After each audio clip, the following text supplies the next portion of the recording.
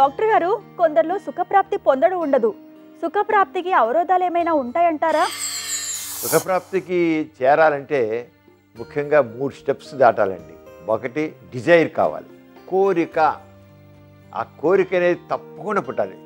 ఆ మనిషి ఎవరితో అయితే శృంగారంలో పాల్గొంటున్నారో ఆపోజిట్ పార్ట్నర్ మీద ఒక ఆకర్షణ కావాలి, ఆ పొందు కావాలనే తహత కావాలి, ఆ కోరిక ఉంచారా స్ట్రాంగ్ డిజైర్. కానీ ఆపోజిట్ పార్ట్నర్ మీద తగినంత ఆకర్షణ లేవనుకోండి, అక్కడితో అయిపోతుంది. ఇంకా సుఖప్రాప్తికి ఏముండదు అక్కడ. మగవాడు వీర్యం పడ్డా కూడా పెద్ద అనుభూతి అనిపించదు, స్త్రీకి సెక్స్లో పాల్గొన ఏమీ అనిపించదు. అంచేత ఆ వ్యక్తిని చూడగానే నాకు కావాలి, నాకు కావాలి, ఆరాటం, ఆ పొందు కావాలి, నాకు ఆ కౌగలింత కావాలి, ఆ ముద్దు కావాలి, ఆ చూపు కావాలి అనేటువంటి మనసులో ఒక రకమైన ఆ రావాలన్నమాట లోపల నుంచి ఆ తహతహ. అది first thing. Second thing excitement. సెక్స్లో పాల్గొంటే మొత్తం బాడీలోంచి ఎక్కడేంటి ఒక ఉత్సాహం పొంగుకుని రాదు, దాంట్లో మాధుర్యం పొందుతుండాలి. ఇంకా ఇంకా ఇంకా ఇంకా ఎక్సైట్మెంట్ అన్నమాట. మూడ్ ఎలివేట్ అయిపోతుంది. ఆ మూడ్ పెరిగిపోవాలి. ముందేమో కోరిక మూడ్, దాన్ని ఎక్సైట్మెంట్ ఫేజ్ అంటాం, ఎరోజల్ ఫేజ్ అంటాం. ఎరోజల్ అంటే రెచ్చిపోవడం అన్నమాట.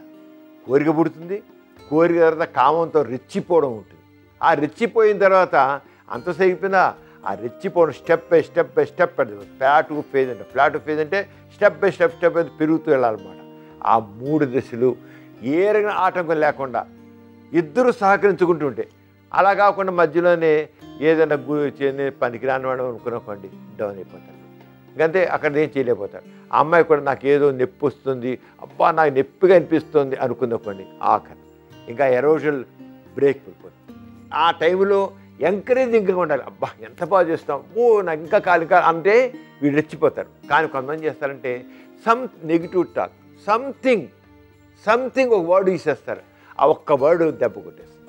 అంచేత ఆ 3 డిజైర్, ఎక్సైట్మెంట్, ప్లాటో ఫేజెస్ ఎటువంటి ఆటంకాలు లేకుండా వెళ్ళిపోవాలి.